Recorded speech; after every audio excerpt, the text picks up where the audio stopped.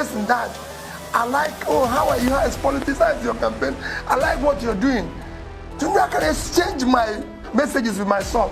My son will tell you, listen, Dad, I don't have time for this. I did this and that. I've stayed in a week in New York. I could not see my son because he was busy doing what he's doing.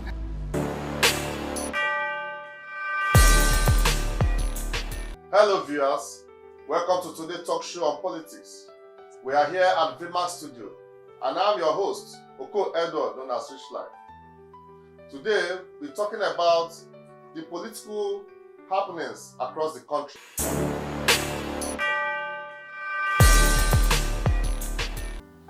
We'll be focusing more on the issue of a purported picture of Peter Obi's son, Oseloka, that's been trending on social media for some days.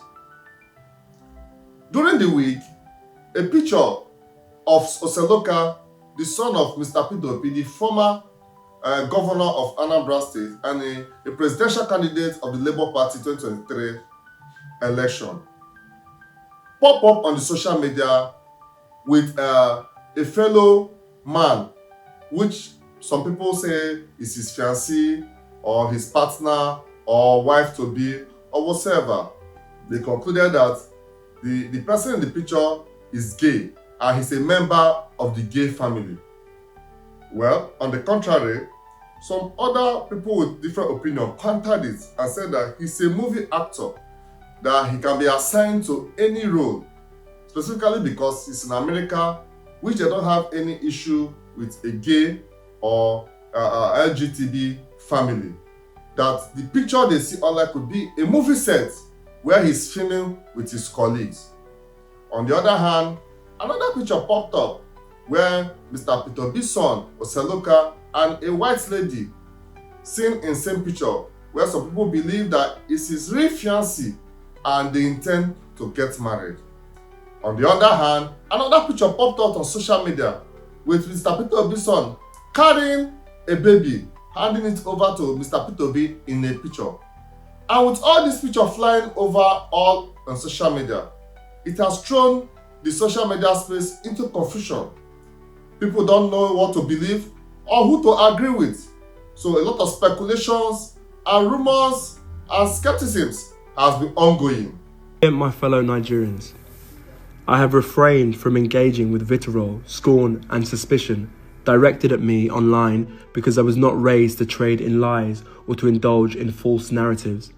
I did not do so as a child, and I will not begin now as a grown man. Because of my father's involvement in Nigerian politics, there has been a persistent curiosity and, at times, a malicious obsession with me.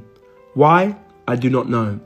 I have no social media presence and no interest in maintaining one, so I rarely correct these falsehoods. But perhaps it is time I address them. I understand that gossip follows those connected to public life, but let me remind you, my father is the one in politics, not me. To assume that my life or choices are somehow political statements is a flawed and childish calculation. It reveals more about the pettiness of those spreading such narratives than it does about me or my father. This pattern has become all too familiar.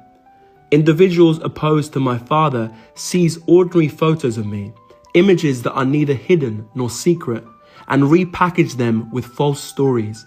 These are not revelations, they are not exposés, they are simply misrepresentations, fiction spun from pictures. I have seen this happen to others, but experiencing it myself repeatedly is deeply unsettling. Still, I want it to be known clearly, what is being circulated is gossip. I am an actor and a writer by profession. Well, a particular party in Nigeria has taken it upon themselves to make it a propaganda by prognosing into the affairs of the personal life of Mr. Peter Obi's son. In this country, I don't know why we go for frivolities instead of facing the real issues at hand. We neglect the issue of insecurity, the issue of the hunger in the land, the cries, the pains and the agonies we are going through in this country, the increased price of goods and all that. We leave all this and we start chasing shadows. We can be related to that same man that whose his house is on fire, start chasing rats? Why should we continue to focus on non-existing things, frivolities, things that doesn't matter? Rather, our house is on fire. It's time for we Nigerians to let go of personal life of politicians or oppositions, and let's face the real issue, which is the insecurity, the hunger in the land, the lack of infrastructure that we have in this country. I want to advise those people peddling false narratives, lies against the oppositions, and even against the incumbent government, that they should stop it, all this propaganda, and focus on how they can come up with a standard and a scripted criticism that will portray the position we are in this country, and not chasing after what does not exist. Please, I believe that the government will pay attention to the demands of the people and not chasing shadows. This is where I draw the curtain for today. I remain your host, Oko Edward, known as Switch Life, and we are here live at Dreamer Studio. Stay tuned and don't go away.